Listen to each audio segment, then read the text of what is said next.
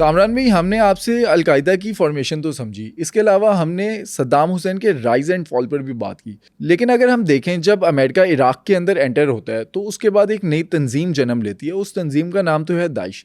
लेकिन ये दाइश की फॉर्मेशन होती कैसे है?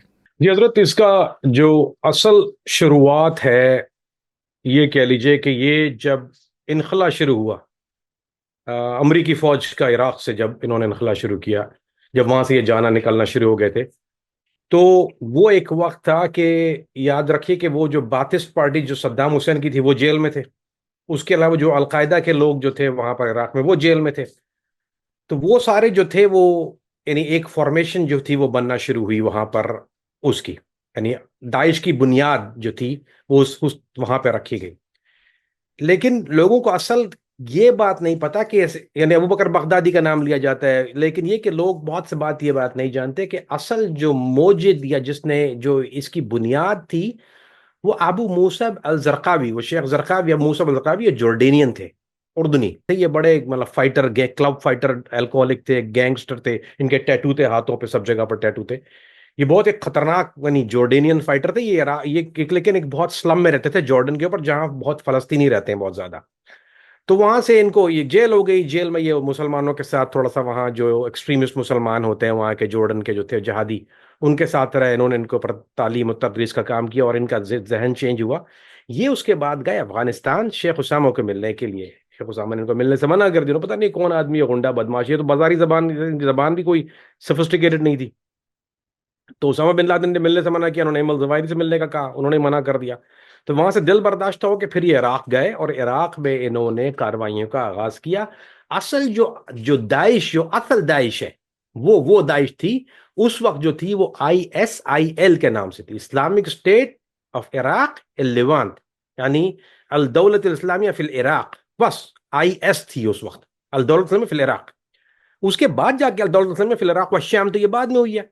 तो वहां पर जब मूसा बलरकावी ने अमेरिका का तो नाक में दम किया हुआ था, वो ऐसे आदमी थे जिन्होंने सबसे ज्यादा, अगर कहते हैं कि एक कॉलिन पावल ने एक स्पीच में 7 मिनट तक यूनाइटेड नेशन में 21 बार नाम लिया इनका। ये वो आई था यार, अब इनका भी वो हो गया कि देखो उमर जुल्कावी की, अब ये उसामा बिन लादेन को दिखाना चाहते हैं कि मैं गिरा पड़ा आदमी, तुमने जिस तरह मेरी बेइज्जती की है, देखो अब मैं कौन हूं। तो उस वक्त फिर अलकायदा ने इनके साथ दोबारा राब्ता किया और वो फॉर्मेशन शुरू हुई। तो वो एक एक अलकायदा से, उस वक्त ये इंडिपेंडेंट थे, उसके बाद अलकायदा से इनकी जो है वो कोलैबोरेशन हुआ। वो ID का इस्तेमाल शुरू किया, ये सब कुछ किया। उसके बाद जो थी ये इनकी शहादत हो गई। इनको एयर स्ट्राइक में, ड्रोन स्ट्राइक ने इनको शहीद कर दिया गया, अबू मूसा अल जरकावी को। और फिर जो था वो एक खला था, एक गैप हो गया था। अब चूंकि अलकायदा भी ऑलरेडी जेल में है और बैथिस्ट पार्टी भी जेल में है, तो ये बगदादी जो थे, ये इन्होंने, ये बड़े मुतासिर थे अब मूसा अल जरकावी से। उनका बिल्कुल जो हर स्टाइल जितना भी अगर आप देखेंगे, ये जरकावी वाला स्टाइल, जो जो जो सारा बात करने का अंदाज या इनका जो जो रख रखाव ये और आता वो पूरा उन्होंने ऐसे जैसे कॉपी कैट कर लिया था अबू मूसा अल जरकावी को। और उन्हीं के तरीके से इन्हीं वायलेंस और वो एकदम, क्योंकि वो गैंगस्टर थे पुराने। ये जहादी और गैंगस्टर में फर्क होता है। तो ये गैंगस्टर थे, ये भी गैंगस्टर थे अपने जमाने के। तो इन्होंने फिर वो सारा औरा को इन्होंने जो है वो अडॉप्ट किया।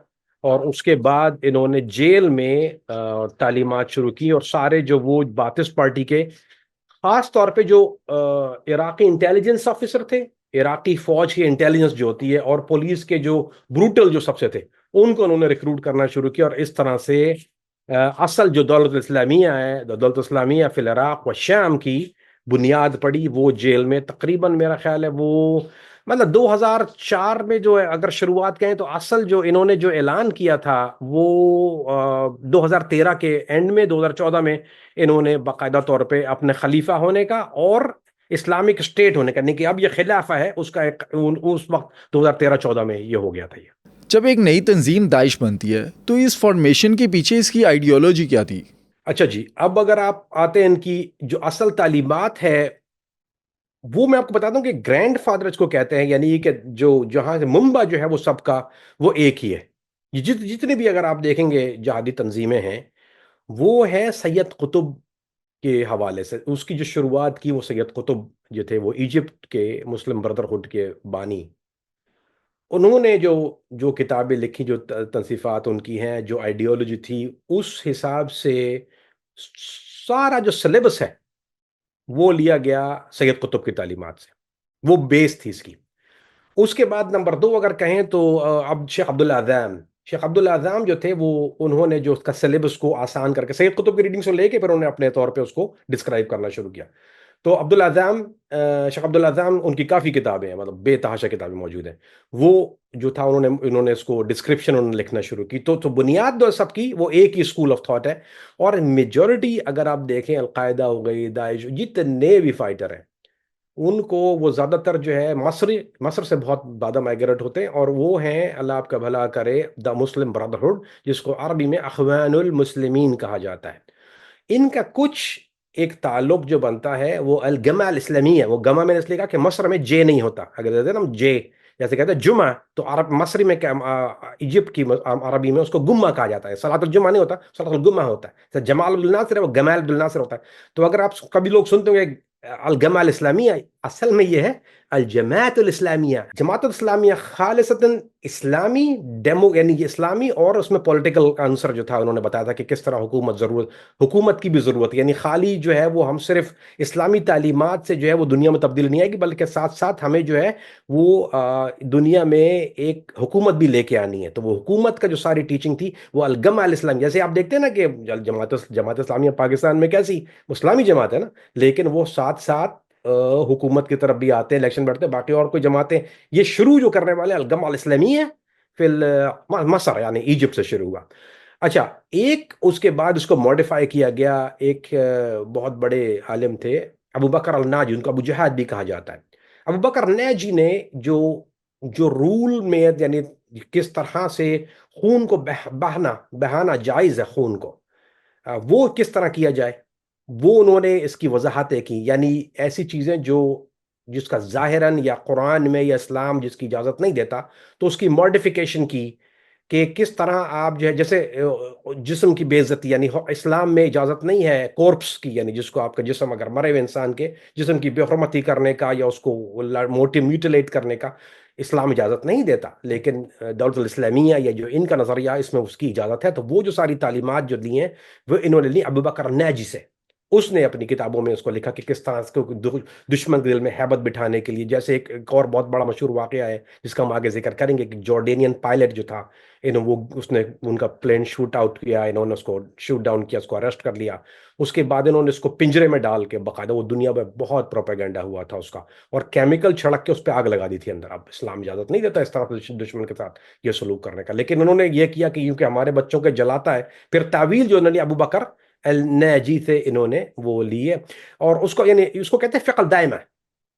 फ़िक़्ह दाइमा वो जो है, यानी किस तरह से खून और फ़िक़्ह में किस तरह इसकी इजाजत है, फ़िक़्ह दाइमा या अरबी में यानी कहा जाता है। एक अबू अब्दुल्ला अल महाजर अल मसरी, एक और बहुत बड़े इनके शेख गुजरे हैं, जिन्होंने इसकी वजाहतें बहुत अच्छी तरह से की हैं। तो वो सैयद कुतुब अब्दुल्ला आज़म, तो इसके मेरा ख्याल है इससे खूबसूरत तौर पे वजाहत नहीं हो सकती। एक जर्नलिस्ट था यमन के, अब्दुल्ला हैदर नाम था उनका, अब्दुल्ला हैदर शाही करके नाम था उनका। उन्होंने कहा कि जो दौलत इस्लामिया है, जो आईसिस है, उसको ड्राफ्ट करने वाले, यानी उसका जो जायचा बनाने वाले या उसकी एक बड़ी तस्वीर बनाने वाले सैयद कुतुब थे। उसको पढ़ाने वाले अब्दुल्ला आज़म थे।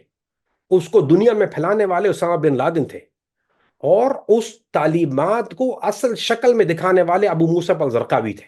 इससे ज्यादा खूबसूरत वजाहत इसके नहीं हो सकती। तो ये है एक नक्शा और इनकी तारीख। इस तंजीम ने मुस्लिम उम्मा को क्या दिया? इन्होंने इन्होंने मुस्लिम उम्मा को खून दिया, बदनामी दी, लाशें दी, और ये कह लीजिए कि जितनी, देखिए अली भाई, ये एक वाहिद तंजीम है दुनिया की जिसने सबसे ज्यादा हिजरत हुई। अमेरिका, यूरोप, यानी पूरी दुनिया से जो सबसे ज्यादा हिजरत अगर हुई है, ये तारीख की बात कर रहा हूं मैं आपको, किसी तंजीम को भी आप ले लें, ये पहली तंजीम तो नहीं। आप अखवानुल मुस्लिमीन, या चाहे अखवानुल मुस्लिमीन यानी बर मुस्लिम ब्रदरहुड को लें, ख्वा आप ले हरासुद्दीन को लें, या हयात तहरीर शाम को लें, या हमारे लोगों को तो दो चार नाम पता होते हैं ना, ये तो एक लंबी लिस्ट है इसकी, तो मैं अगर पढ़ता जाऊं तो अभी तो पता नहीं सुबह से शाम हो जाएगी। अंसारुल महाजरीन, अब कुछ कितनी तंजीम है दुनिया में, बेतहाशा है। जिंदुल अक्सा है, जिंदुल अक्सा बड़ी स्ट्रांग है बाय द वे। तो लेकिन सब उसमें भी हिजरत हुई है, ब्रिटिश लड़के लड़ते हैं उसमें।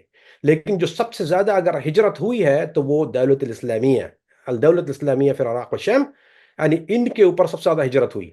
और अब बच्चे कहाँ से जा रहे हैं? ये बच्चे बच्चियां, इसमें वो 14 साल के बच्चे भी हैं, 16 साल की लड़कियां भी है, 12 साल का बच्चा भी है। असल जो खतरा वेस्ट को मौजूद था वो ये था कि यहाँ के बच्चे और बच्चियां जाके हिजरत करेंगे, फिर ये वहाँ ट्रेनिंग लेंगे, फिर ये जो है वो उनका ब्रेन वॉश होगा, उसके बाद ही वापस आके अपने हमारे मुल्कों में जो है वो कार्रवाइयां करेंगे। तो उससे जो नुकसान ये हुआ मेरे भाई कि जो मुसलमानों के ऊपर जो दहशतगर्दी की बड़ी चाबी, एक तो अलकायदा ने जो एक स्टैंप लगाई वो लगाई, लेकिन अलकायदा से वो इतना बड़ा इम्पैक्ट नहीं था। जो सबसे बड़ा इम्पैक्ट था वो अल दौलत इस्लामिया यानी आईसिस, या इसको उर्दू अरबी में इसको दाइश कहा जाता है। जो मुजाहिदीन इसको आईसिस वाइसिस नहीं कहते, जब मुजाहिदीन एक दूसरे के सामने बैठ जाते हैं तो दाइश। सो फिर दाइश ने इसके साथ जो जो जो स्टैंप मुसलमानों पर लगाई है, यानी अगर जो आप एक अमेरिका या कनाडा में या यूरोप में रहने वाले मुसलमान के ऊपर कोई पत्थर फेंकता है, वो दाइश की वजह से होता है, क्योंकि प्रोपागेंडा इनका सबसे खतरनाक था। ये प्रोपागेंडा के वीडियो में इनके जो जो आप अगर इनकी नशीयत बोलते हैं उसको, अल दौलतुल इस्लाम आगे से नहीं कहूंगा, हम लोग तो उसको मुर्तदुना कहते थे, तो वो ये और बगदादी के तराने और नशीदें जो इनकी बड़े खतरनाक और बड़े खूबसूरत प्रोडक्शन से ये करते थे, और उससे लोगों में जज्बा जहाज जाग रहा था। लोगों ने गन उठाना शुरू कर दिए, लोगों ने झंडे लगाए। पहली दफा अमेरिका में ऐसा हुआ है कि अमेरिका में लोगों ने घरों में झंडे लगाए, या लंदन में लोगों ने झंडे लगाना शुरू कर दिए। लोग अस्पतालों में झंडे लहरा रहे हैं इसके अमेरिका, और जब बीमार हो रहे हैं तो ये दुनिया में पहली दफा ऐसा हुआ, और दुश्मनों को दिखाया कि देखो ये है, और ये लोग वहां से जो बर्बरियत का जो सामान उन्होंने शुरू किया। तो मुसलमानों के लिए एक बहुत बड़ा जो नुकसान दुनिया में जो नफरत का बायस बने उसके बाद कि हम पर जो जो छाप लगना शुरू हुई, वो दौलत इस्लामिया की वजह से हुई। अलकायदा का उसमें फेयर शेयर मौजूद है, लेकिन अलकायदा इतनी ब्रूटल नहीं थी। अलकायदा ने अटैक किया खालिस मिलिट्री के ऊपर, खालिस मिलिट्री जगहों पर, यानी इनका जो खास एक हदफ होता था। लेकिन दाइश ने, यानी इन्होंने जो इनके जो फतवा जाते हैं, जैसे मैंने आपको अभी जिक्र किया फ़क़द्दमा, यानी अबू अब्दुल अल महाजिर या अबू जहाद या अबू बकर नाजी, कि किसी भी ऐसे आदमी का बच्चा, औरत, उसकी जायदाद, उसका खून, कोई बिल्कुल मसला नहीं है। आप जिसको, मुसलमान को मार दो, जिसको दिल चाहे आप कत्ल कर दो, कोई मसला नहीं है उसमें, अगर आपके अकीदे से जो है वो इख्तलाफ रखता है। अब अफसोस के साथ कहना पड़ता है कि ये सलफी मनहज है, यानी ये सलफी, ये किसी और को नहीं लेता है। अलकायदा में तो अहनाफ भी हैं, अहनाफ भी शाना बशाना लड़ते हैं, और दूसरे इस्माल की शाफी आपको और कोई मिल जाएगा। आईसिस एक वाहिद चीज़ है जो ये यानी खालिस सलफी हैं, इनके अंदर कोई और को ना ये लेते हैं ना इजाज़त देते हैं। यानी आप तातुसुरा, मैं जैसे मैं अगर नमाज पढ़ता हूँ तो मैं तातुसुरा पढ़ रहा हूँ तो ये फ़ौक़ुसुरा वाले हैं, तो ये मुझे नमाज के मतलब मेरे साथ मेरे साथ हुआ ये कि अब्दुल मुन्नम अल फ्रांसीसी मेरे साथ एक इनका मुजाहिद था, जो इसका इनका जज था। मैं अब्दुल मुन्नम फ्रांसीसी के साथ मैं तुर्की में नमाज पढ़ रहा था, तो मैं आदत मेरी वो तातुसुरा की है, तो मैं तातुसुरा गया। उसने कहा या अखी मुश्किल, यानी फ़ौक़ुसुरा या अखी, इज्मा अखी इज्मा, यानी कुल, सॉरी, वो मुसलमान सारे जो है वो ऊपर पढ़ के आज पढ़े, तू तातुसुरा जरूर तूने करके पढ़नी, इज्मा कर, ऊपर करो हाथ को। तो उसने मेरा मतलब बीच नमाज में तो वो हाथ एकदम पकड़ के ना चीखना शुरू कर दिया। सो इससे अंदाजा होता है इन छोटी छोटी चीजों बातों से कि ये जो छा एक एक अजीब जहनियत, एक अजीब चीज लेके आए, और इन्होंने उम्मत मुस्लिमा के ऊपर जो था वो एक और एक छाप लगा दी कि जो अबू बकर अल बगदादी का मुनकर है वो काफिर है, दायरा इस्लाम से खारिज, जो काफिर है उसका कत्ल हुआ, और वाजिबुल कत्ल है, उसको कत्ल कर देना चाहिए, वो खलीफा को नहीं मान रहा है। और आपको एक बात मैं चलते चलते और भी बता दूं, उसमें एक एक टुकड़ा लगा देता हूं यहां पर। अलकायदा को तबाह करने वाले माशी तौर पे और स्ट्रेंथ तौर पे और उसके नंबर्स, ये दौलत इस्लामिया, दाइश ने जितने हमले अलकायदा के ऊपर किए हैं, सुसाइड बॉम्बिंग अलकायदा पे भी करते थे। ये भेस बदल के आते थे कि हम जो है उधर से आए मुसलमान है, अंदर बम होता था, बड़ी बड़ी मीटिंग में जाके बम ब्लास्ट, जो पूरी पूरी कैबिनेट उड़ा दी उन्होंने अलकायदा की। और फायरिंग तो सामने सामने होती थी, मैं तो उस वक्त वहीं था सारे सीरिया में जब आमने सामने फायरिंग होती थी। क्या उस वक्त के जो अलकायदा के जहादी थे वो दाइश में हिजरत करके गए थे? कुछ लोगों ने किया। एक मेरा एक बहुत करीबी दोस्त था, ये थे शेख अबू खब्बाब के साहबजादे हमजा, हमजा खब्बाब। वो मेरा करीबी दोस्त था, मैंने उसके साथ बहुत वक्त गुजारा तुर्किया में, शाम में। वो चला गया था दाइश की तरफ, और वो इनका अमीर था। पूरी दुनिया से जो हिजरत हुई और लोग दाइश में शामिल हुए, ये किस मकसद ने इन्हें इंस्पायर किया था? किस बात से पूरी दुनिया इंस्पायर हो गई? ये हिजरतें क्यों हुई? इंस्पायरेशन क्या थी? अलकायदा जमात मौजूद है और सारी जमातें मौजूद है, वजह क्या है कि ये ऐसी कौन सी चीज है जो लोगों को हिजरत पे मजबूर कर रही थी? ऐसी कौन सी चीज है कि ये ऐसी कौन सी जहाद तो दोनों तरफ है, जहाद तो सारी तंजीमें बात कर रही हैं, तो समझने की बात यह है कि इनकी आइडियोलॉजी क्या डिफरेंट है। अली भाई ये एक बड़ी अजीब चीज लेके आए, और वो था कि end of times, end of world. ये कहते हैं कि दुनिया का अख्ताम होने वाला है, लिहाजा अब जो है मेहदी का नुज़ूल होगा, और उस मेहदी के नुज़ूल के लिए हमें जो है वो तैयारी करनी पड़ेगी। खुरासान से जो काले झंडे निकलेंगे, और वो एक हदीस मौजूद है। और इसी वजह से इन्होंने पूरी आइडियोलॉजी वो एंड ऑफ टाइम्स के ऊपर थी, कि इन्होंने दुनिया के ऊपर जो मुसलमानों को, या जो बच्चे जो दीन से शगफ रखते हैं या नहीं भी रखते, इन्होंने उनको कहा कि अब दुनिया खत्म होने वाली है, एंड ऑफ टाइम है, हम खिलाफत शुरू कर रहे हैं, जंग होने वाली है, इस्लाम का पूरी दुनिया में गलबा होगा, हम ना सिर्फ इराक ना शाम बल्कि पूरी दुनिया में हम हुकूमत करेंगे इंशाअल्लाह। तो उसके बाद इन्होंने अहादीसों को, और फिर वो जिस तरह उन्होंने माना जात को पेश किया, और इन्होंने फिर उसके बाद एक अजीब अजीब, यानी ये अगर जैसे मिसाल के तौर पर आपको मिसाल देता हूँ, इन्होंने, इनका मैगजीन निकलता था इंग्लिश, उसका नाम था दाबिक। दाबिक दाबिक वो इलाका है, एक सीरिया के पास एक शहर है, जहां पर असल में अगर आप हदीस में देखें तो जहां पर फाइनल लड़ाई, यानी रोमन को फतह जो है, यानी रोम को जो शिकस्त हुई है रोम को, वो दाबिक, और ये इस्लाम के जो एक बहुत बड़ी जंग लड़ी जाएगी वो दाबिक में होगी। तो इन्होंने वो दाबिक के हिसाब से मैगजीन निकाला। उसकी अब लोगों को क्या, आम आदमी को क्या पता दाबिक क्या है, अब लोगों ने बताना शुरू किया हम दाबिक ले रहे हैं। फिर एक जगह है, शहर है एक सीरिया में, उसको कहते हैं कुबानी। तो कुबानी जो है उसको ऑल्सो कहा जाता है ऐनुल इस्लाम, इस्लाम की आंख, ऐनुल इस्लाम, आई ऑफ द इस्लाम। कुबानी को इन्होंने फतह करने के लिए, क्योंकि कहते हैं कुबानी की जो है वो अहदीस मौजूद है कि यहाँ पर एक बहुत बड़ा मार्का होगा, और इसलिए कि हमें कुबानी में हुकूमत करनी है, और तो सारी जितनी भी एंड ऑफ टाइम की छोटी छोटी छोटी छोटी हदीस को जमा करके, और इन्होंने उससे फिर जो है वो एक स्ट्रक्चर बनाया, और दुनिया को बताया कि अब एंड ऑफ टाइम आने वाला है, खिलाफत की जरूरत है, हम हुकूमत करने वाले हैं दुनिया में, इसीलिए खिलाफत कायम हुई है, ये नई खिलाफत है। इसके बाद जो है अबू बकर अल बगदादी को उन्होंने बताया कि ये कुरैश से ताल्लुक है, तो उसने अपना नस्ब जो बताया था वो अबू बकर अल बगदादी का, कि हाजा अबू बकर बगदादी हुआ कुरैशी, कि वो कुरैश है, और कुरैश को जो है वो खलीफा होने का जो है वो हक हासिल है। और जब मेहदी का नुज़ूल होगा तो ये जो झंडा जो अबू बकर अल बगदादी के हाथ में है ये, और या जो भी उनके उमरा हैं, वो जो है ये झंडा जो है उसके बाद दिया जाएगा मेहदी के हाथ में। और इनके दो जो इन्होंने जो अमीर चुने थे, एक थे अबू मुस्लिम अल तुर्कमैनी, वो इराक के लिए थे। अबू मुस्लिम अल तुर्कमैनी बड़ा बड़ा खतरनाक लीडर था वो।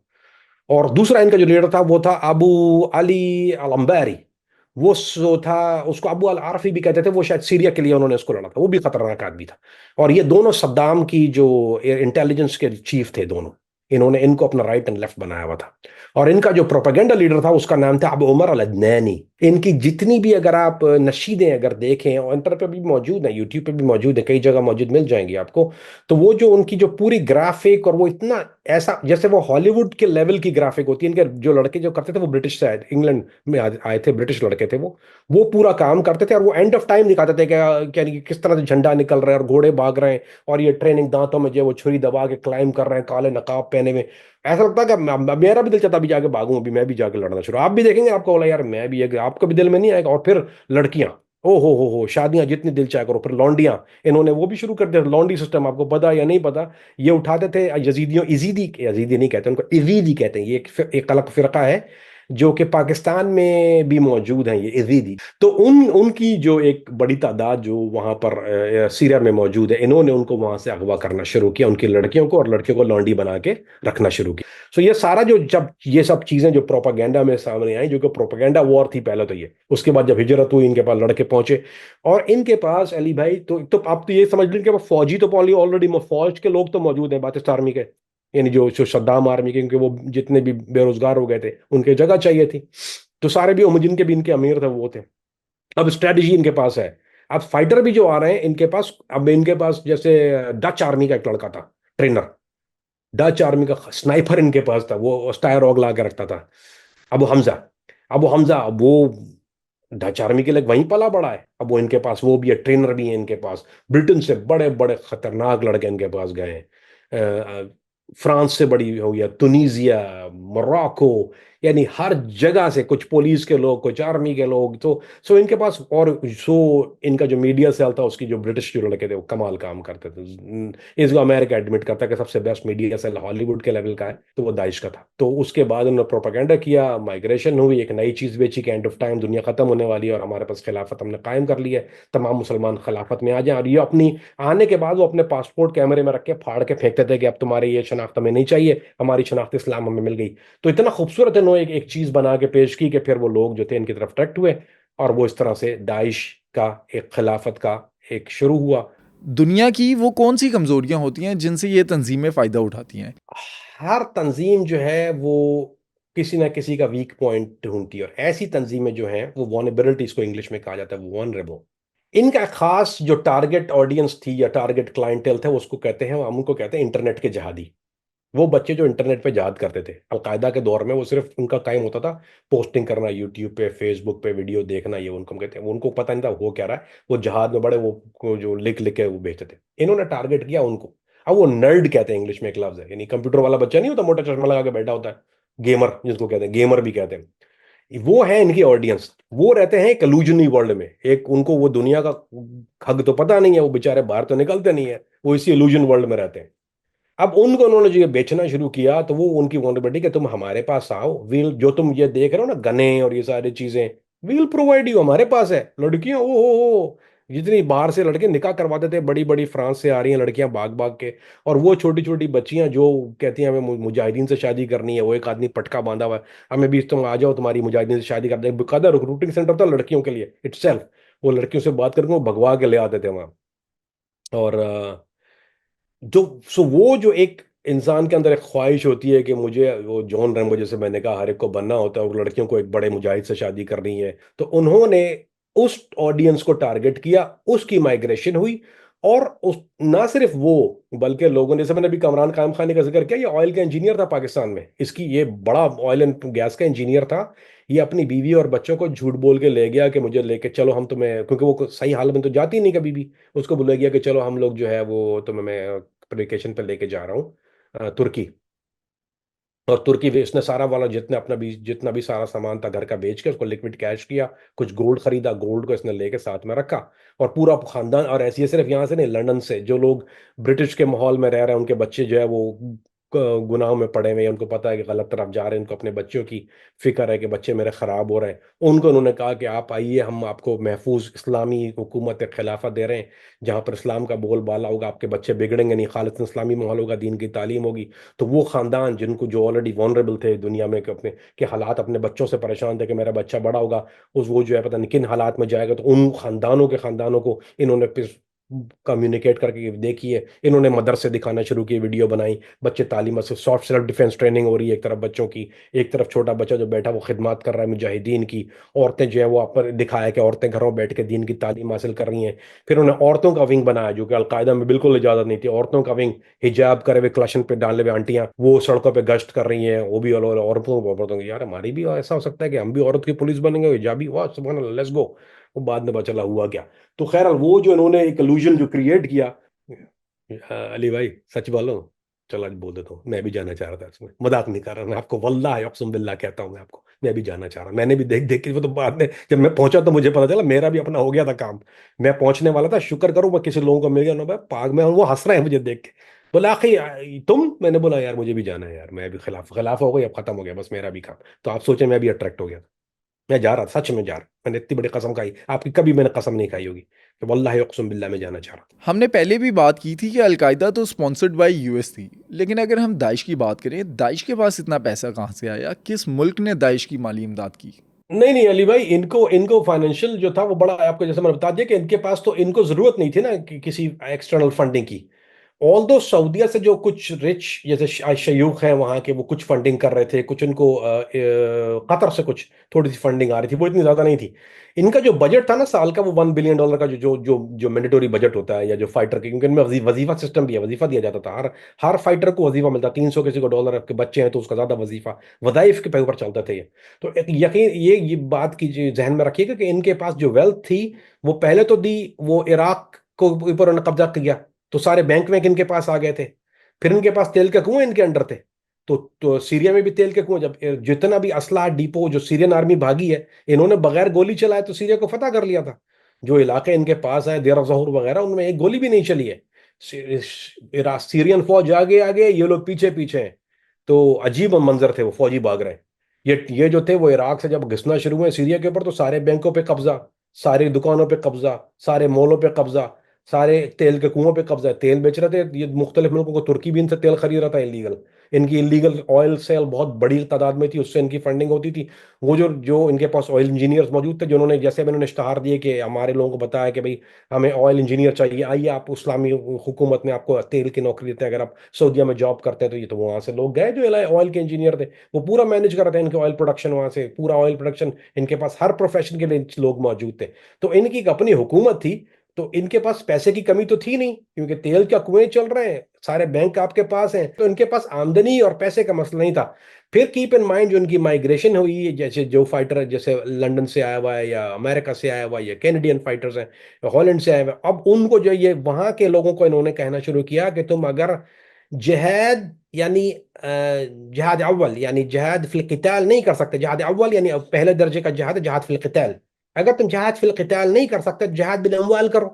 फिर उन्होंने अपने दोस्तों को वहां, जैसे अब अगर मैं गया मिसाल के तौर पे इराक में, मैं दाइश के तहत हूँ या मैं मूसल में हूँ या रक्का में हूँ, मूसल इनका बाय द वे जो था वो डिफेक्टो दारुल हुकूमत था वो मूसल था, लेकिन रक्का में भी इनकी बड़ी अच्छी जो थी वो ऑर्गेनाइजेशन मौजूद थी।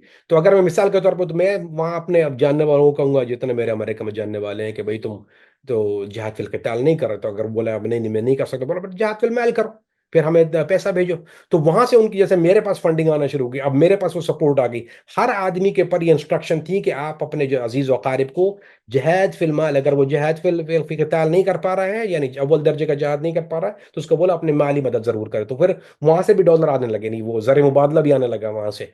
तो अब आप सोचिए कि हर तरफ से पैसे की रेल पेल है, तो इसलिए इनको किसी और एक्सटर्नल चीज की जरूरत नहीं थी। दाइश का ये जहाद किसके खिलाफ था? इनका असल दुश्मन कौन था और मेन मोटिव क्या था इनका? देखिए इनका जहाद तो था वो, असल में तो दुश्मन जो था वो अमेरिका था, जो मेन दुश्मन था वो इनका अमेरिका था। लेकिन चूंकि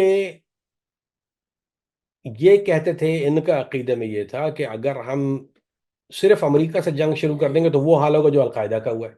बात तो स्मार्ट है, सोचने वाली बात है, मगर हम सिर्फ जंग शुरू कर देंगे, हमें तो चाहिए पहले मुसलमानों को इकट्ठा करना, पहले तो हम खिलाफा बनाएंगे, उसके बाद फिर जो है अपने हदफ की तरफ पढ़ेंगे।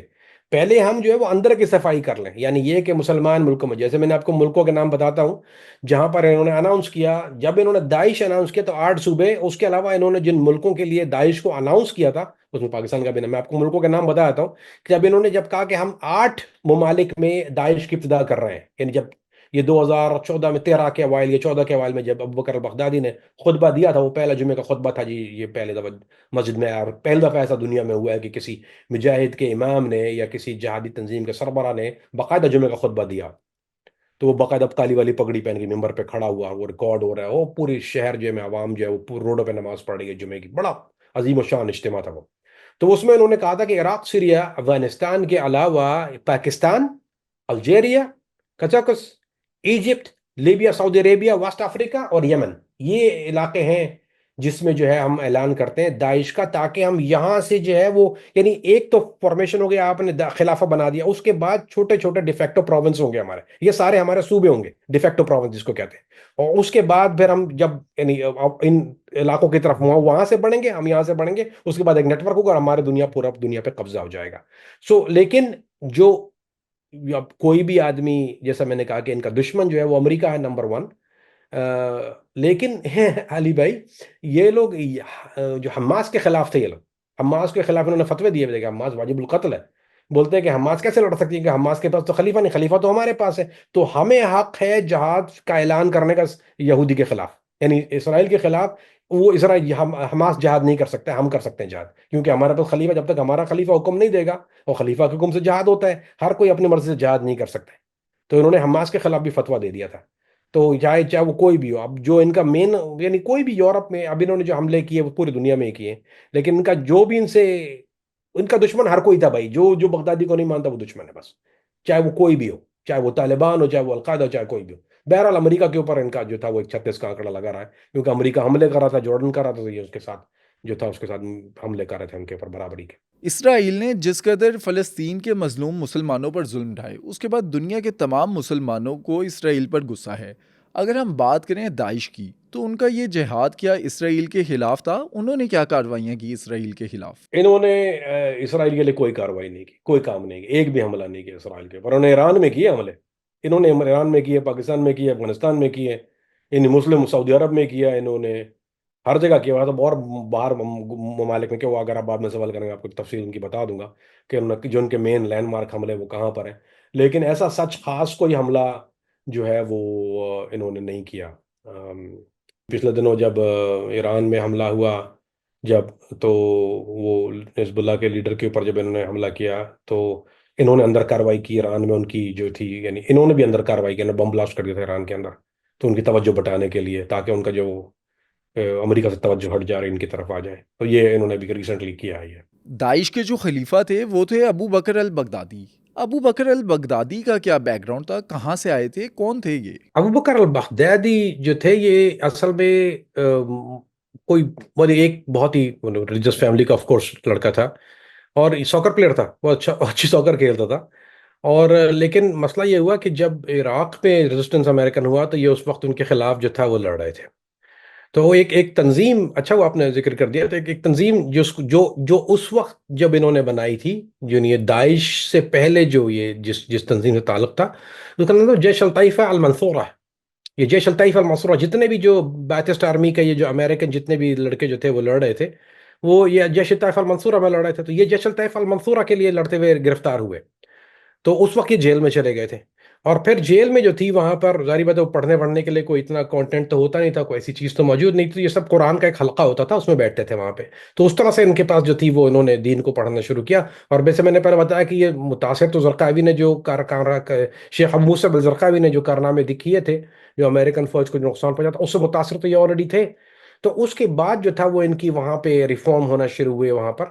ये अमेरिकी जेल से जब उन अच्छा अमेरिकियों को इतना अंदाजा नहीं था कि अब उनको पता होता कि ये जाके ये लड़का ये काम करने वाला है, तो वो जाहिर बात है छोड़ते तो नहीं, इसको सवाल ही नहीं पैदा होता। तो अमेरिका को उन्होंने किस तरह से वो एक बगैर कन्विक्ट हुए छूट गया। इसने वहां जाके वो मकर किया कि मैं तो मैंने कोई लड़ा नहीं, मुझे तो पता नहीं क्या हो रहा है, I don't know what you guys talking about, तो इसको इन्होंने छोड़ दिया। उसके बाद फिर हमको नहीं पता। तो इनका जो बैकग्राउंड है वही एक नॉर्मल नॉर्मल मुसलमान फैमिली का सॉकर खेलने वाला लड़का, और बहुत समझदार थे, जारी बात है, दीन की तालीम थी। और उन्होंने असल जो तालीम हासिल की वो उन्होंने जय फतेह अल मंसूरा के साथ जो थी, जब उन्होंने दीन की तालीम वहां से उन्होंने हासिल की। वैसे ये दाइश का तंजीमी स्ट्रक्चर क्या था, इसका हेड कौन था, उसके नीचे कौन कौन लोग थे, काम कैसे करती थी? अच्छा जी, जो जो इनकी पूरी, अगर आप ये देखिए कि जो तंजीम है, वो तो जो इंफ्रास्ट्रक्चर है वो सेम चीज़ है जो दुनिया की हर तंजीम का होता है, वो इस्लामी स्ट्रक्चर होता है कि एक अमीर होगा। तो इसमें सिर्फ डिफरेंस ये था कि अमीर की जगह खलीफा है। इन्होंने खिलाफा, मैंने बता दिया कि जैसे इन्होंने खिलाफत कायम की, तो वे खलीफा इन्होंने वो कर दिया, अबू बकर बगदादी है। फिर इन्होंने जो थे वो उसके नीचे, उनके नीचे अमीर काम करता है, यानी इनके अंडर जो थे काम करते हैं। जैसे मैंने आपको बताया कि इनका प्रोपेगेंडा मैनेजर जो था वो था अबू उमर अल अदनानी। अबू अबू उमर अल अदनानी जो था वो इनका प्रोपेगेंडा इन्होंने लिखा, उसको उसको अना किया, वो भी फिर अमीर हो गया। तो हम तो लीडर ऐसे कह रहे हैं, वो इन यानी अरबी में उसको यानी मुजाहिदीन या जिहाद की जबान में जैसे वो अमीर कहा जाता है। तो इनका जो जो दो मैंने आपको पहले नाम बता दिए थे इनके, उसके अलावा जो इन्होंने अस्करी महसूल जिसको रखा था, वो अबू अबू उमर थे शायद, अबू उमर इनके अस्करी महसूल था, कुड बी रॉन्ग। तो अबू उमर इनके जो थे वो अस्करी महसूल, तो उनका ताल्लुक पहले अलकायदा से था, वो पहले अलकायदा में थे। वो शीशान यानी चचनिया के मुजाहिद थे।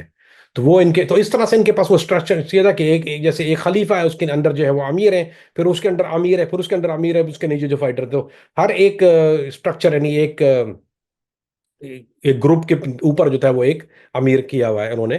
और वो अमीर के अतात जो आपको लाजिम है, इनमें बड़ी सख्त सजाएं थी, आप अमीर की जो अतात करना, और अमीर जो जो कह दिया वो उर्फ आखिर है। और अमीर की जो यानी खलीफा की बात को मानना, अगर जो खलीफा की बात नहीं मानेगा वो तो काफिर है, कत्ल है। लोगों को जेल हो गई अमीर की ना बात मानने पर, तो सजाएं बहुत बहुत सख्त सजा देते थे ये लोग। तो इनका स्ट्रक्चर था वो इस तरह था। और यानी हर शोबे इन्होंने हर तरह के जो था वो बैतुल माल का कायम कर दिया था, बैतुल माल मौजूद था और मुख्तलिफ शोबे मौजूद थे। फिर एक जिन्होंने हिफ्स क्या नाम था, हिजबा हिजबा, जो इनका पुलिस का जो इदारा था वो इन्होंने बनाया, उसका नाम रखा इन्होंने हिजबा। तो हिजबा जो था वो इन्होंने वो बाकायदा तौर पे मॉनिटरिंग करता था, अगर मेक श्योर करता था सड़कों पे गश्त होती दुकानों पे, क्या प्राइस गाउचिंग तो नहीं कर रहा है, कोई चीज़ जो था वो प्राइस ऊपर तो नहीं कर रहा है उसको, यानी जखीर अंदोजी तो नहीं कर रहे हैं। कोई आप फेयर है लोगों से जो, और बाकायदा तौर पे शरय काजी मौजूद थे, जिसका मैंने अभी नाम लिया था आपका, अब्दुल मुन्नम अल फ्रांसीसी। वो असल में तुनीजियन था। अब तो वो इवन एक the cause one of the causes थे। और उसके बाद उन्होंने हद जारी करते थे, बाकायदा तौर पे हद होती थी, जैसे मिसाल के तौर पे अगर कोई होमोसेक्सुअल था उसको उठा के बिल्डिंग से फेंक देना, सजा काजी के पास मसला। छोटे छोटे मसले हैं कोई तो काजी के पास मसला, तो बाकायदा तौर पे काजी जो थे, जगह जगह अदालतें लगती थी। उसके बाद इन्होंने अपनी एक ऑर्गेनाइजेशन जैसे इंटेलिजेंस ऑर्गेनाइजेशन बना ली थी, और वो जो था वो सिर्फ और सिर्फ इंटेलिजेंस के अमूर देखती थी बाकायदा तौर पे। सो एक स्ट्रक्चर जो था वो अलकायदा, जो उमरा का स्ट्रक्चर था वो अलकायदा था, बाकी खलीफा खलीफा थे ऊपर, और नीचे जो था जिन्होंने एक तरह से ये कह लीजिए कि जैसे हुकूमत में होता है इस्लामी हुकूमत, यानी इस तरह उसी तरह का बिल्कुल नफाज था। वही काजी अदालत है, वही काजी शोरा। अगर आपको कोई मसला है तो आप मसले को ले आते हैं, मियाँ बीवी का मसला है तो वो आप जाके जो है वो उस तरह से हल कर सकते हैं उसको।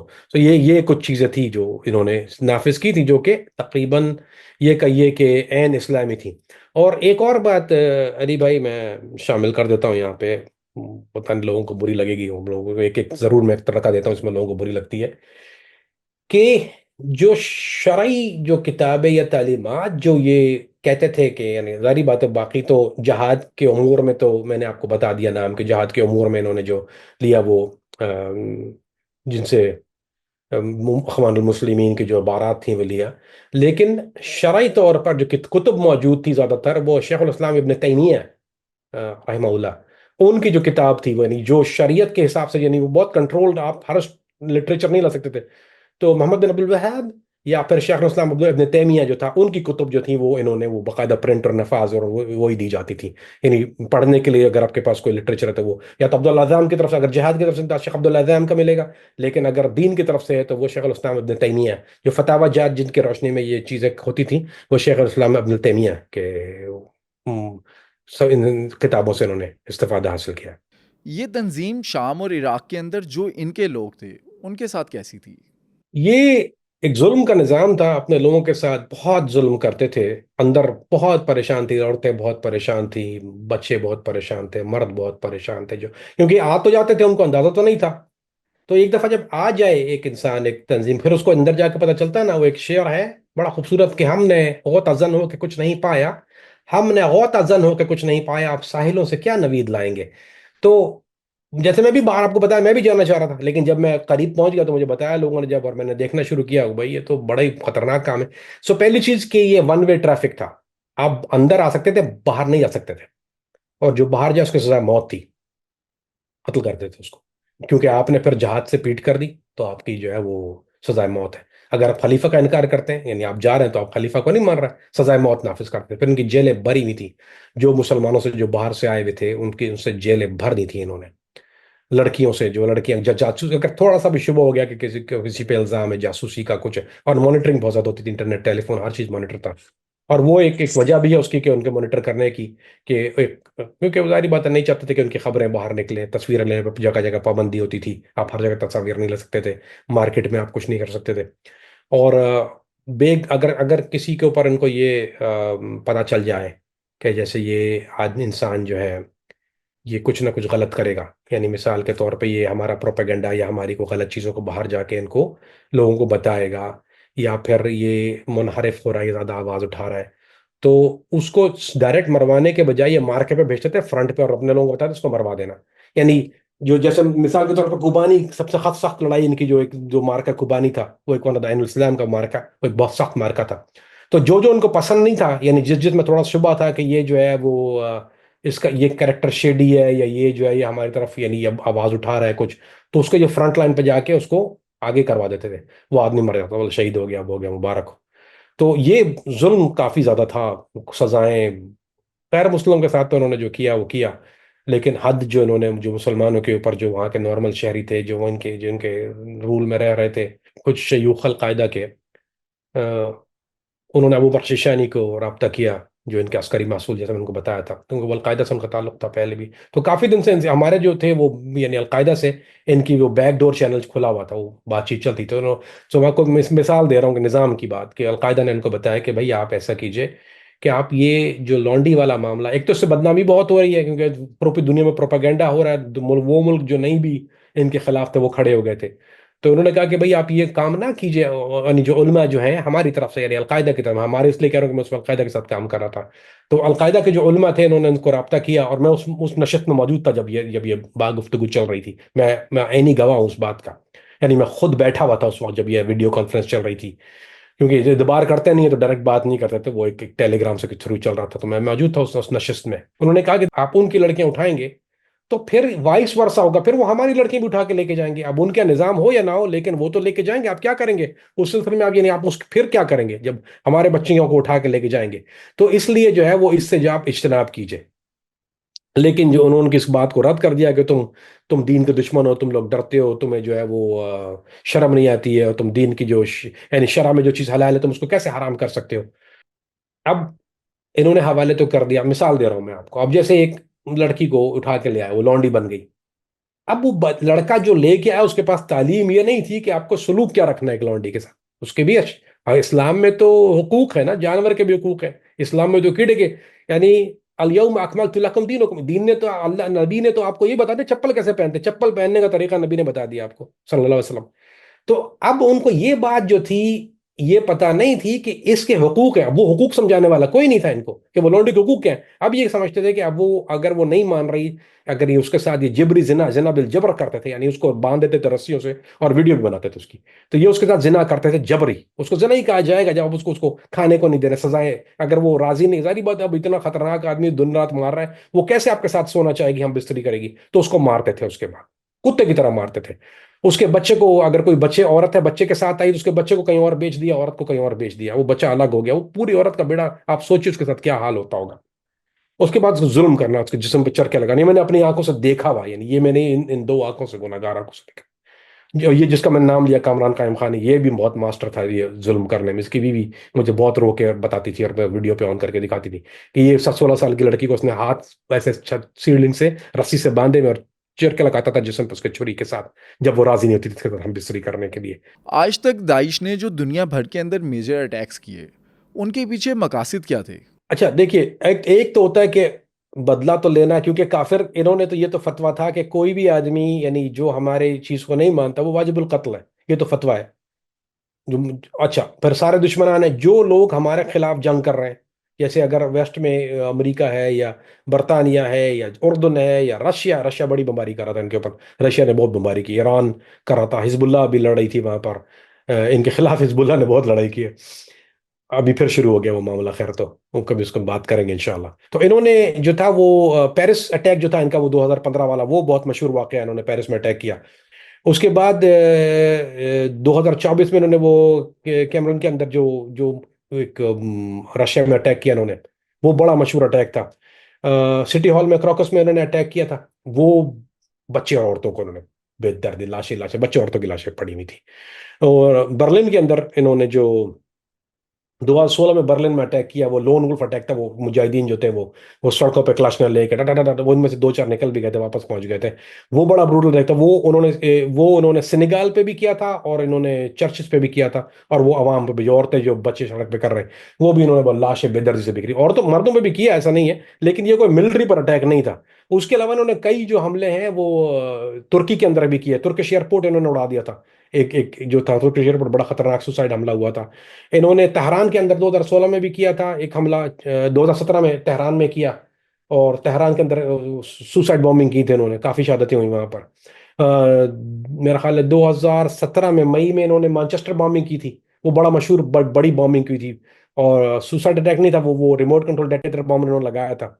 लंदन के अंदर जो था वो 2017 में, फिर उन्होंने लंदन में जो अटैक किया जून में हुआ था, वो लंदन ब्रिज के ऊपर जो था, वो गाड़ी लेके आदमी चढ़ गया था क्रिसमस टाइम के ऊपर, और वो लोगों को नीचे दे दिया था।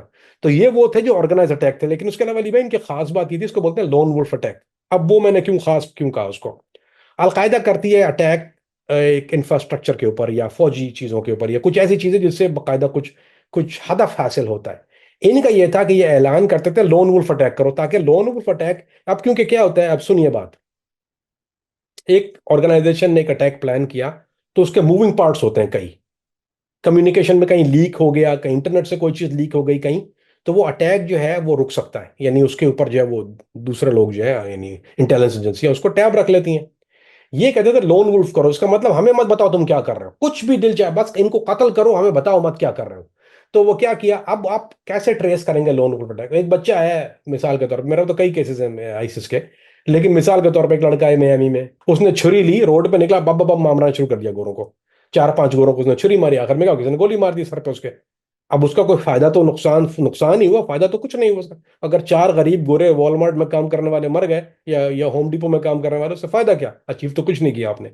तो ऐसे जैसे ये ट्रक वाला, ये न्यूयॉर्क में भी हुआ था कि ट्रक चलाता हुआ, वो जो है परेड हो रही थी, परेड में ट्रक के ऊपर डरा के उसने अपने ब्रेक फेल करके उसने ट्रक चढ़ा दिया लोगों के ऊपर, लोग जो भी आ रहा है वो चढ़ता जा रहा है ट्रक उसके ऊपर, और ट्रक को ये लोहा और चीजें लोड कर लेते ताकि वो आसानी से रुके ना, वेट हो जाए ट्रक का।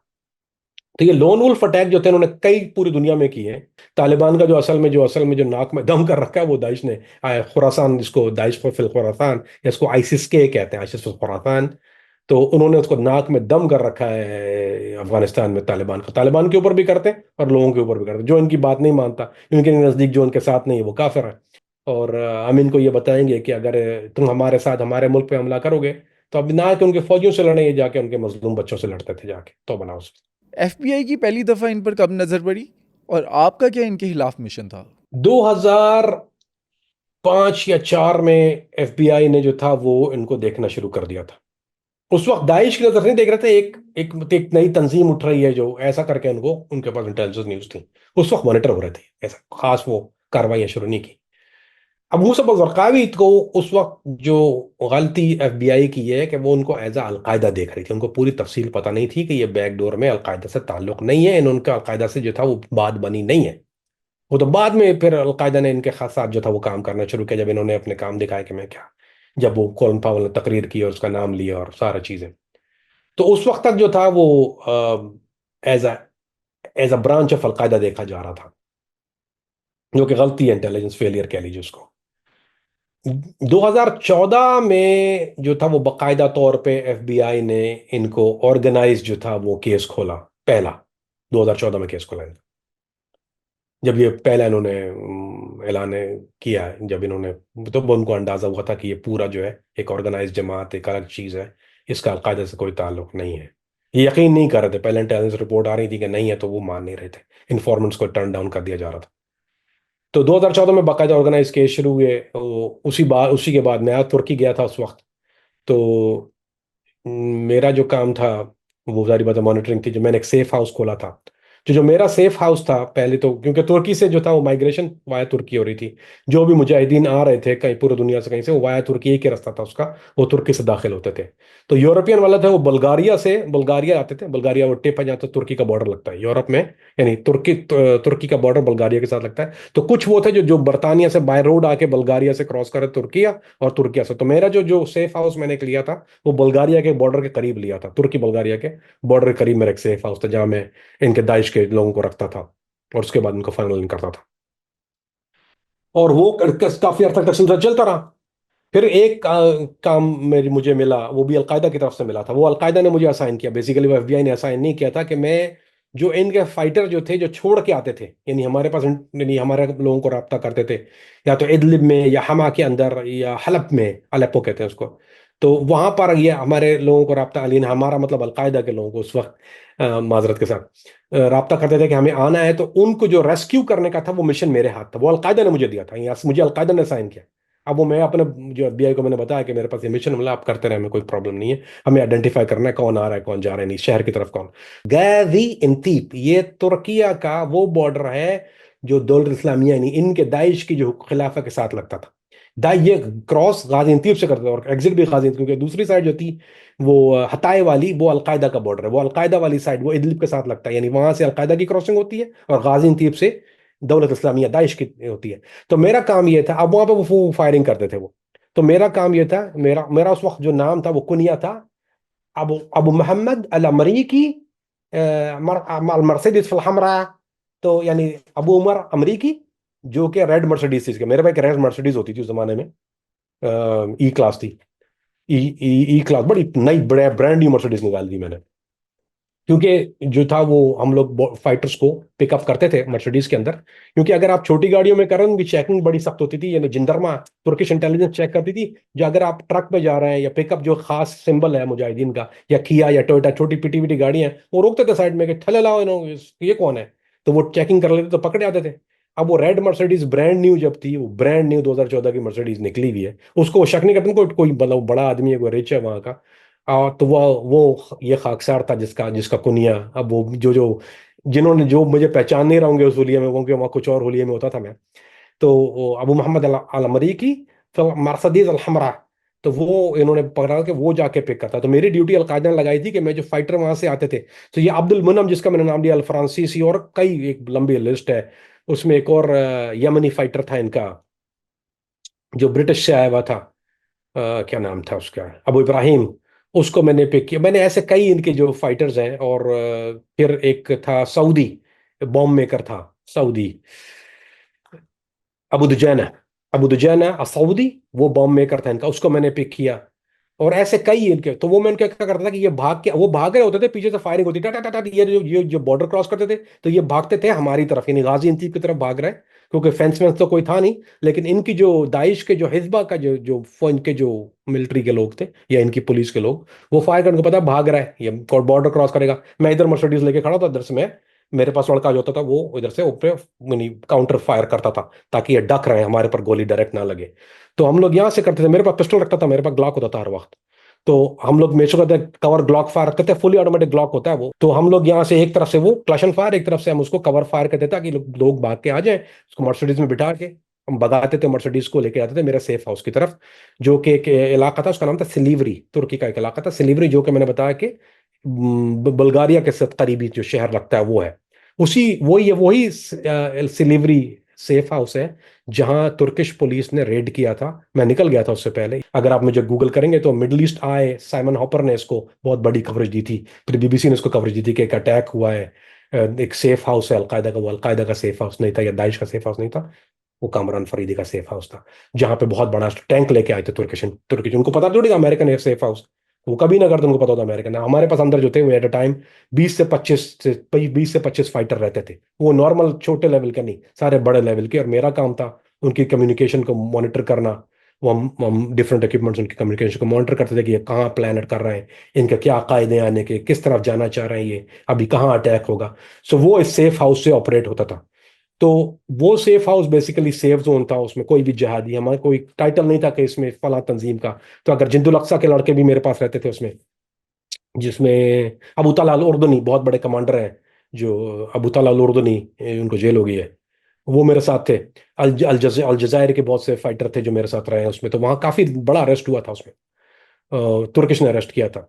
उसकी वजह मैं बताता हूँ। उसकी वजह ये थी कि एक बहुत बड़ा नाम है, जो लोग दाइश को समझते हैं, आइसिस को समझते हैं, तो उनका एक लीडर था, उसका नाम था जिहादी जॉन, मोहम्मद एमजामी। वो आदमी है जिसने एक अमेरिकन जर्नलिस्ट था फोली, उसको उसने बेहेडिंग की थी। दुनिया की बहुत बड़ी खबर आई थी, इन्होंने ऑन द रिकॉर्ड यूट्यूब पर डाल दिया था, पूरी दुनिया हिल गई थी। अमेरिकन जर्नलिस्ट को उन्होंने बिहेड किया था ऑन कैमरा। ये मोहम्मद इंजामी जो है, ये इसने ग्रुप बनाया, उसको ये कहता था बीटल्स, क्योंकि ये ब्रिटिश बॉर्न लड़के थे।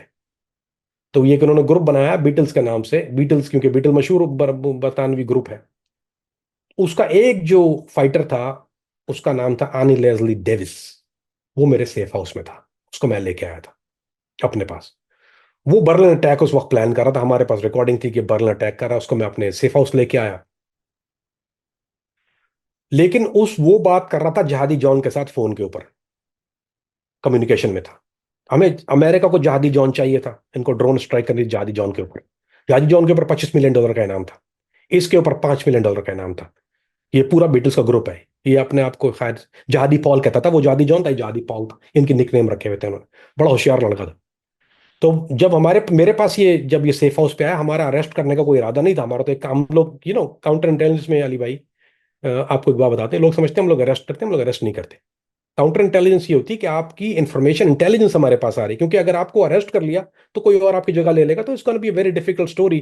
फिर हम दोबारा उसको स्टैब्लिश करना पड़ता है ना। तो आपके पास एक सिस्टम है, आपको पता है ये कमांडर है, ये फाइटर है, ये कम्युनिकेशन है, ये चेन ऑफ कमांड है। अब आप उसको मॉनिटर कर रहे हैं बैठ के पीछे। अब आप क्या कर रहे हैं, आप उसको मॉनिटर कर रहे हैं और जो वो कार्रवाइयां कर रहे हैं उसको प्रिवेंट कर रहे हैं। इसको कहते हैं काउंटर इंटेलिजेंस।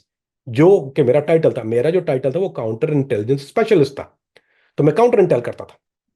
तो हमारे पास एक बेहतरीन काउंटर इंटेलिजेंस का निजाम चल रहा है, लेकिन जब तक जहादी फॉल यानी आन लेस्ली डेविस मेरे सेफ हाउस में नहीं आया, हमने उसको कंटिन्यू रखा, हम चलाते रहे उस मामले को।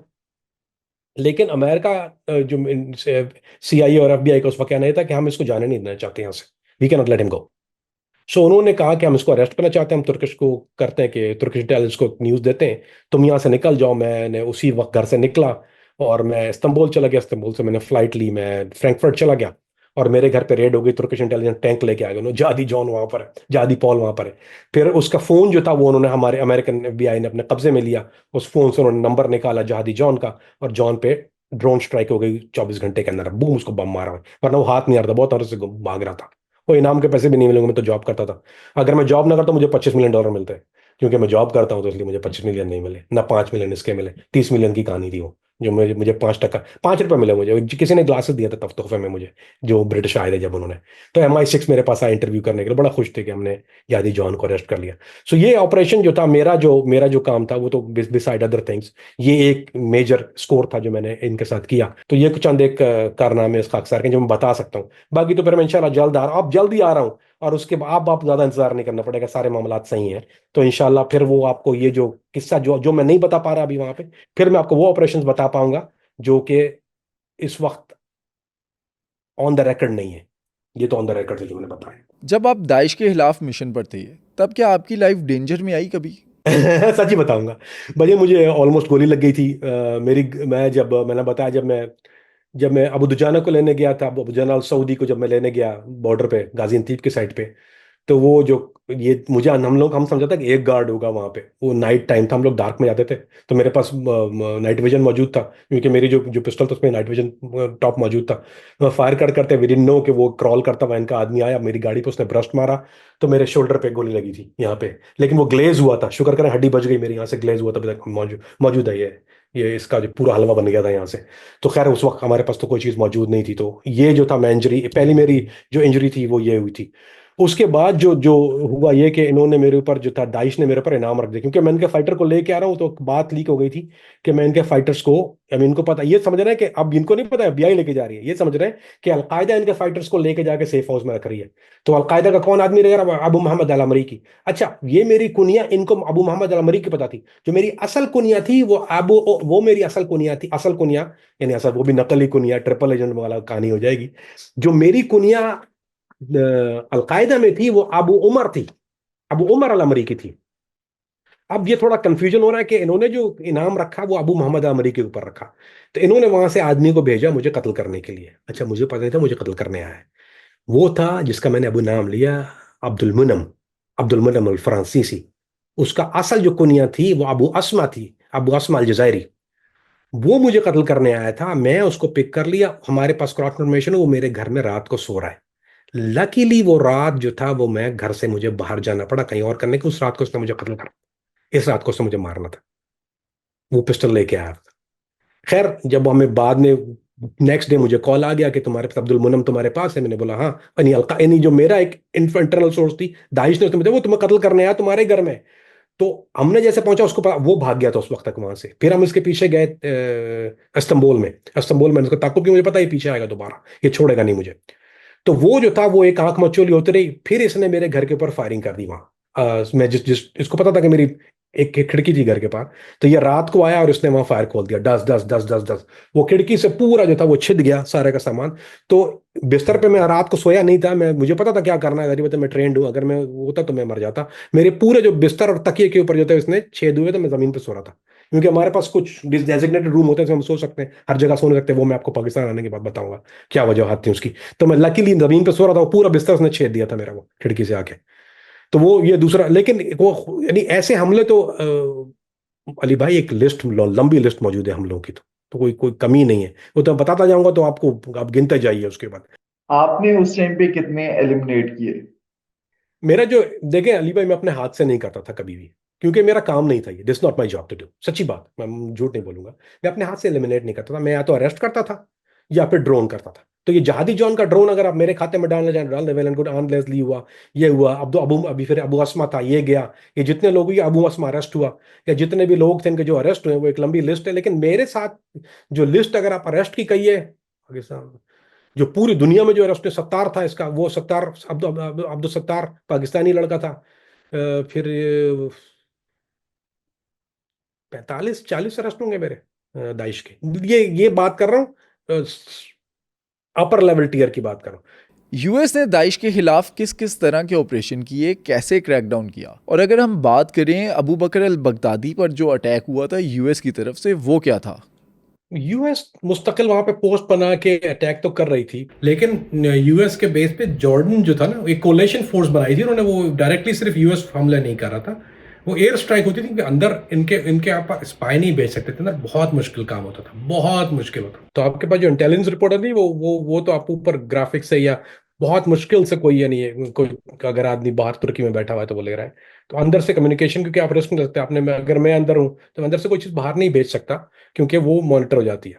इंटरनेट ही पूरा मॉनिटर करते थे, और वो इजाजत भी नहीं थी। बाद दफा फोन ले लेते, कंप्यूटर ले लेते थे। आपका कंप्यूटर तो वैसे ही बहुत मुश्किल होता था ऑपरेट करना, अंदर नजर से चकते देखते थे।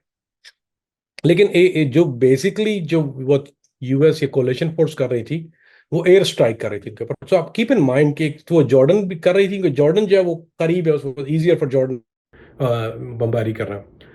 फिर बशार कर रहा था अपनी तरफ से। बशार के जो है वो ज़्यादा इतना कोई इफेक्टिव नहीं था, लेकिन बशार की तरफ से जो जो ग्राउंड पे तो था, वो ईरानी लड़ रहे थे, हिजबुल्लाह लड़ रहे थे, ईरानी जो है वो लड़ रहे थे, वो कासिम सुलेमानी ग्रुप वाले जो लोग थे, या फिर रशिया। जो सबसे जो खतरनाक जो काम किया वो रशियंस ने किया।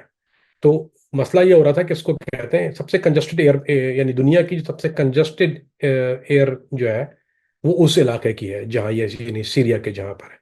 और उससे स्टार वॉर्स, क्योंकि सारे दुनिया की अब कोऑर्डिनेट करना बहुत मुश्किल हो जाता है। तो रशियन जो था वो तो जारी बात है अमेरिका के हक में नहीं है ना। ऐसा तो नहीं है कि वो कोई लिहाज करते हैं अमेरिकनों का। तो वो रशियन भी फाइट बमबारी कर और अमेरिकन भी करते। ये ना हो कि कोई कॉन्फ्लिक्ट जाए। बाज दफा होता था, हादसा हो रहा है कि बहुत करीब आ गया जहाज, एक दूसरे को भी थ्रेट कर रहे हैं और नीचे भी फाइटिंग हो रही है। तो उसको इंटेलिजेंस की जबान में स्टार वॉर कहा जाता है, कि जहाँ पे सारी दुनिया की कोई चीज़ें मौजूद है, इतनी गिचमिच है कि आपको अंदाजा नहीं हो रहा। सो जो मेन जो काम, जो ऑपरेशंस किए हैं, वो वाया ड्रोन ही किए हैं। उसके अलावा जो था वो अमेरिकन जो था वो ओशन, यानी सी में, जो सीरिया के पास जो था वो बहरी बेड़ा था, और वहां से वो मिसाइल फायर करते थे। तो क्रूज भी करते थे, ज्यादातर क्रूज मिसाइल जो थे वो वहां से फायर होते थे सीटीएल लोकेशंस के ऊपर, जो जो लॉक लोकेशन थी। और उसकी इंटेलिजेंस जो थी वाया एयर ड्रोन जो रिकॉर्ड करता था जोग्राफिक लोकेशन। कोई कोई मेजर डज नहीं किया कभी भी, ये बता दूं आपको। ऐसा नहीं हो कोई मेजर आदमी को, जब तक ये जो जहादी जहादी जॉन था, फिर उसका जो थी वो एक मेजर हिट, जिसको किया, एक हदफ को निशाना बनाया। जो बगदादी के ऊपर हुआ वो भी जो था वो पूरी बिल्डिंग उड़ानी पड़ी थी। वो एक इतना पता नहीं था कि he move so fast, swift move होता था, पता नहीं चलता था उसका। तो जब वो पहली रिपोर्ट, जब वो कम्युनिकेशन लॉक उनकी हुई है, तो वो कम्युनिकेशन लॉक पे उन पे अटैक हुआ, और वो बिल्डिंग अमेरिका ने जो था, वो पूरी बिल्डिंग ही गिरानी पड़ी उनको। पता नहीं कितने लोग मारे, कुछ आइडिया, बॉडी काउंट नहीं है उसका। तो उसके बाद इनको जो था वो दुनिया से गया ये। अदनानी के ऊपर हुआ, अदनानी को सेम, अदनानी को ड्रोन से हिट किया था। मैंने इनको जो था वो कम्युनिकेशन के लिए कुछ लैपटॉप दे दिए थे, ये जो जिनके मीडिया सेल के ऊपर, क्योंकि और कोई कोई तरीका नहीं था। मीडिया सेल का पता नहीं चल रहा था। मैंने बहुत ट्राई की मीडिया सेल का, तो फिर मुझे ये किया कि इनका एक, ये लोग कंप्यूटर ढूंढ रहे थे, जो मीडिया कंप्यूटर होते हैं वो ये ढूंढ रहे थे। तो यानी मेरे पास एक, मैं उसका नाम तो नहीं लूंगा अब, क्या उसका बताता हूँ। जैसे एक इनका एक आदमी था जो मेरे पास काम करता था, यानी वो मिडिल मैन कह लीजिए, यानी वो मुझे आसार बेचने भी आता था। तो वो जो मेरा मिडिल मैन था, उसको मैंने लिख किया कि मेरे पास मीडिया कंप्यूटर एक्स्ट्रा आए हुए हैं। तो क्योंकि मैं लॉजिस्टिक का आदमी हूँ, सबको ही पता था, एज लॉजिस्टिक का। तो फिर हमने उनको वो दिए, कंप्यूटर दिए। वो कंप्यूटर के अंदर जो था वो बगिंग डिवाइस थी। जारी बात है, ये खुद टेक्निकल लोग थे, इनके पास इनकी अपनी इंटेलिजेंस थी। तो आप खाली ट्रेसर नहीं रख सकते थे उसके अंदर, चिप नहीं हो सकती थी, कि ये लोग, इनके पास तरीका था उसको चेक कर लेने का। तो एक खास की सॉफ्टवेयर हमने उसको अंदर लोड की, जो कि बैकग्राउंड में चलती थी। तो जब वो आप ये इंटरनेट से जब कनेक्ट हो, क्योंकि ये वीडियोस अपलोड करने के लिए कनेक्ट होते थे, बाकी वो ऑफलाइन रहता था पूरा सेंटर इनका, इसलिए कभी हिट नहीं हो पाता था, और किसी को फोन ले आने की आती। तो वो जो मीडिया सेंटर हमने हिट किया, जहाँ से ये बच्चियों को, जो अमेरिकन, ब्रिटिश और फ्रांस की बच्चियों को घर से भगा रहे थे, ये जो फाइटर्स हिजरत कर रहे थे, वो प्रोपागेंडा सेंटर से, वो अदनानी का सेंटर था। तो वो मैंने 2 लैपटॉप उनको दिए थे, डेल के इंस्पेरियन नाम है उसका, डेल इंस्पीरियन थे। मैं उनको, बड़े बल्कि लैपटॉप होते हैं, मीडिया के लिए इस्तेमाल होते हैं, एडिटिंग लैपटॉप होते हैं, उसके लिए खास इस्तेमाल होता है, डिज़ाइन थे। तो वो मैंने इनको दो जो थे वो बेचे थे, दिए नहीं थे फ्री में, वो पैसे पूरे लिए थे। और उसके अंदर जो था वो सॉफ्ट लगा, तो उसके बाद अमेरिकन उस पर ड्रोन स्ट्राइक किया, उन लैपटॉप के ऊपर ड्रोन किया बेसिकली, जहाँ वो सेंटर में थे, और वो बिल्डिंग जो थी पूरी वो गिर गई। सो ये कुछ कुछ बड़ी जो चीज़ें हैं जो अमेरिका ने की। ग्राउंड ऑपरेशन तो उसके बाद काफ़ी अर्से तक चलता रहा। इंटरनेट पे तो हम देखते हैं कि अबू बकर अल बगदादी उस वक्त एक कंपाउंड में थे जब यूएस ने इनके खिलाफ ऑपरेशन किया, और फिर देखते हैं कि अबू बकर अल बगदादी ने खुद को सुसाइड जैकेट से उड़ा दिया। ये क्या स्टोरी है? प्लान ये था कि कोई भी जब यूएस जब कोई ऑपरेशन करता है तो पहले वो कहीं भी हो, चाहे आपने वो ओसामा बिन लादेन के कंपाउंड में भी देखा होगा कि वो जो है वो ऊपर जहाज उनके रहते हैं। आई मीन ये ऐसा नहीं होता कि आपको जस्ट ऑपरेशन के लिए वो नीचे ग्राउंड में उतर गया और आंखें ब्लाइंड आए, क्योंकि it could turn into anything in a blink of I, right. तो जो नीचे उतरते हैं उनको अपने कुर्बानी देने के लिए रेडी होते हैं, they ready to sacrifice their life on it. तो यही हुआ था। वो आपकी बात आधी सही है। वो हेलीकॉप्टर जरूर उतरे थे, लेकिन वो हेलीकॉप्टर एयर सपोर्ट के बगैर नहीं होते, वो ड्रोन भी थे और उसमें फाइटर जेट भी मौजूद थे।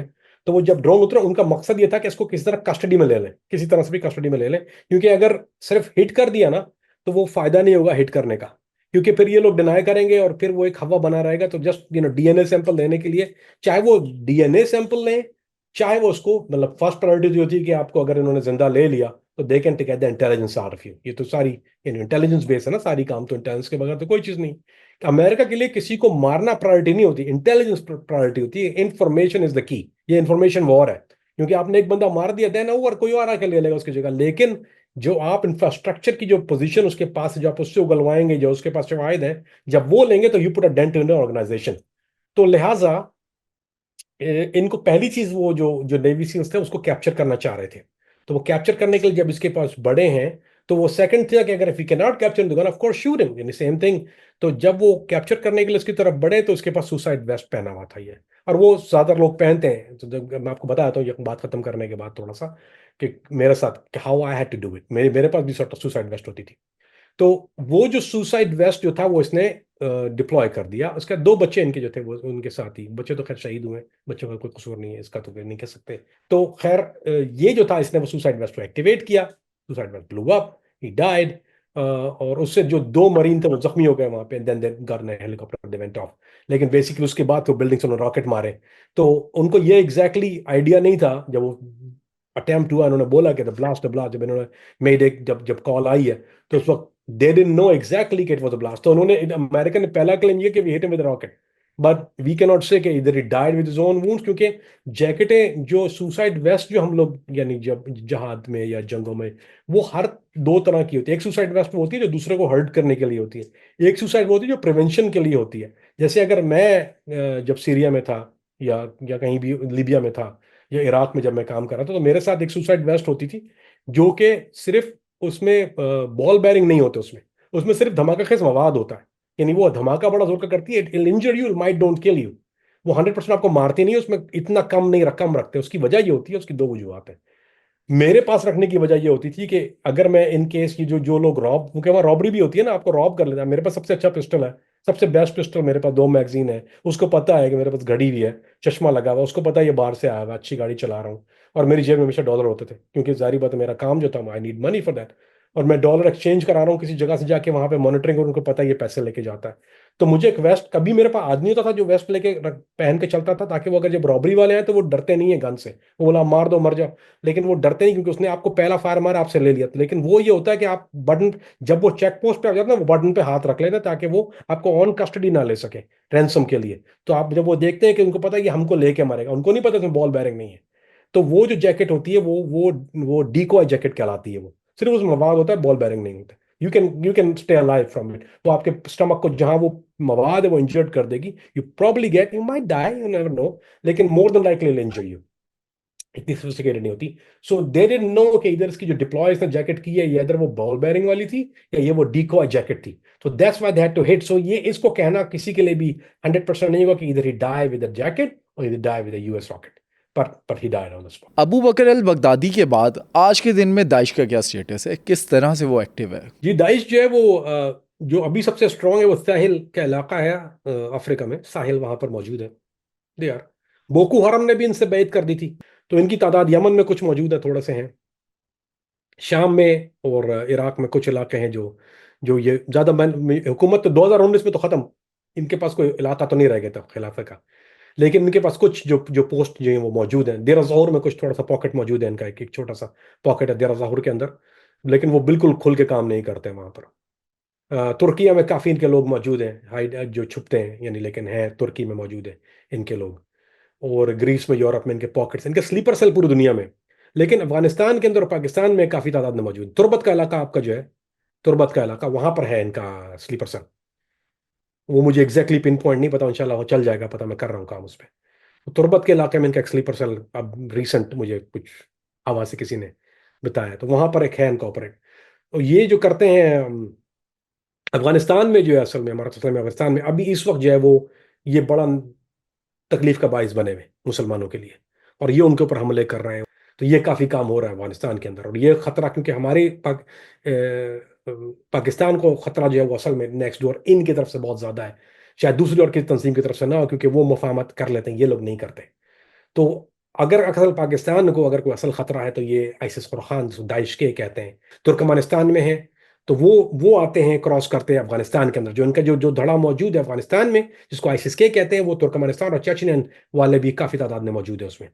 और ये जो पाकिस्तान में जो कार्रवाई करने आते हैं वो ज़्यादातर वो क्रॉस बॉर्डर वो वहाँ अफगानिस्तान से आते हैं, दाइश के, उसको खुरासान दाइश फिल खुरासान कहा जाता है। जिस तरह से दाइश अफ़गानिस्तान के अंदर अटैक करती है, क्या तालिबान इनके खिलाफ कोई एक्शन नहीं लेते? बिल्कुल लेती है भाई, लेकिन बड़ा मसला है। इनके खिलाफ एक्शन लेना जो है वो थोड़ा सा मुश्किल काम है। वो करते हैं, लेकिन ये इन लोगों के पास जो है वो ये इनके पास जो जो जो इलाके हैं वो टॉप पीक्स होती हैं, गांव, और ये मुश्किल लड़ाई है। It's not a very easy fight, क्योंकि ये थोड़ी को 4-5 की तादाद में होते हैं, ये अपने इलाके बनाए इन्होंने, उसमें निकलते हैं। देर इज होता है, हमले, लड़ाइयाँ हो रही हैं, लेकिन इतना सिंपल नहीं है। It's not a easy thing to do. फिर इनको ढूंढना, ये तो जब जाते हैं छप्पड़ में रहते हैं ये, इनके पास असला और पैसा जो है वो काफ़ी तादाद में मौजूद है, there very strong. So it's a difficult fight, but long run इंशाल्लाह। क्या आपके ख्याल में अबू मोहम्मद अल जुलानी के आने के बाद सीरिया के अंदर अमन आएगा? हमें कमेंट सेक्शन में बताएं।